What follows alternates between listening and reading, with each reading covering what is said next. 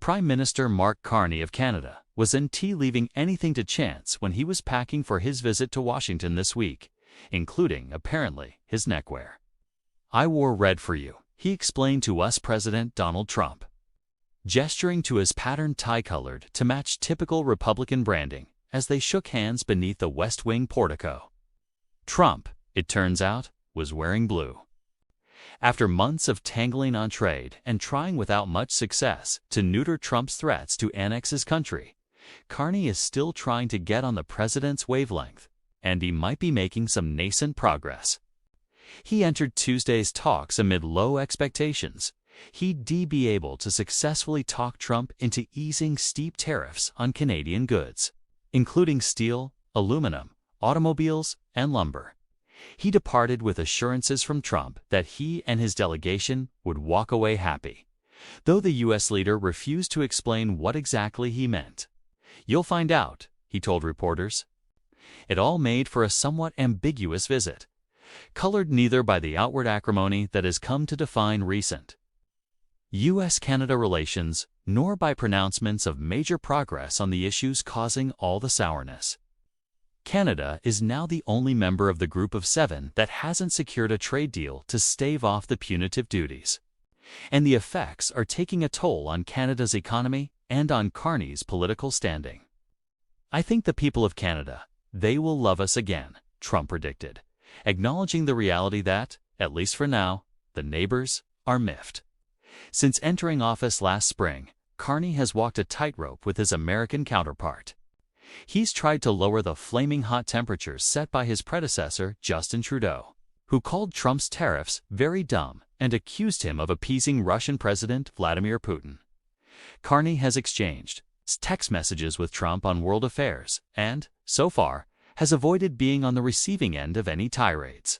At the same time, he's tried to push back on Trump's territorial aspirations, telling him firmly during their first Oval Office encounter in May that Canada is not for sale and won't be for sale.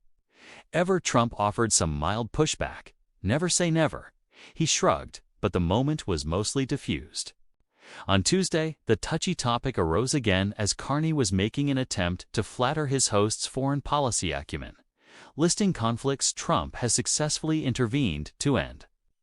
Calling his U.S. counterpart a transformative president, he began rattling off conflicts between India and Pakistan. "I'm running out of time, but this is in many respects the most important," he began saying. "The merger of Canada and the United States." Trump interjected slyly.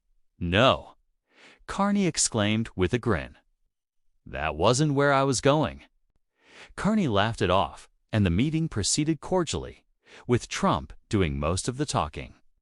But the moment nonetheless underscored a national relationship that has seriously deteriorated since Trump arrived.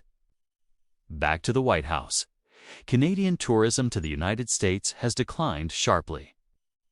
Some stores pulled American products from their shelves. And among many Canadians, a sense of betrayal has set in that their closest relationship, physically, culturally, and economically, has turned rancid.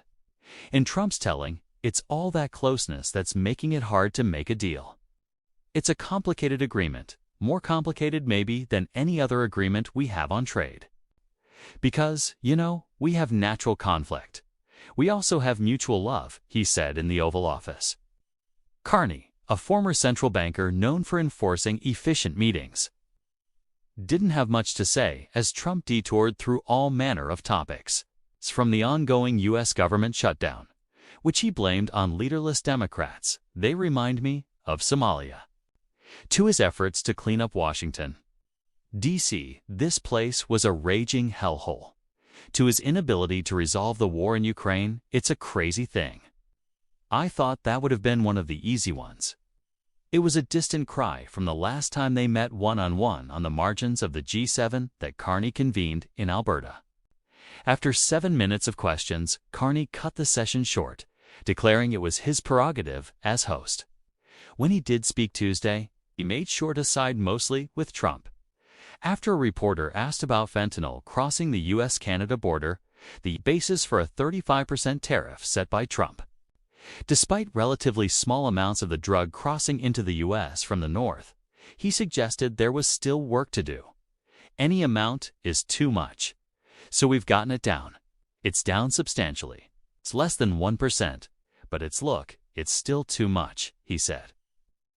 After Trump expressed ambivalence over next year's mandatory review of the North American trade agreement, saying it might result in bilateral deals with Canada and Mexico rather than the multi-country arrangement in place. Now, Carney said nothing, despite ongoing fears in Canada over the fate of the plan. It was a sign that, despite their deep disagreements, Carney saw little benefit to derailing the meeting with Trump, at least in public. Carney, Trump declared later, is a nice man, but he can be very nasty. Well, a reporter wanted to know, if he's such a great man, why can't you make a deal?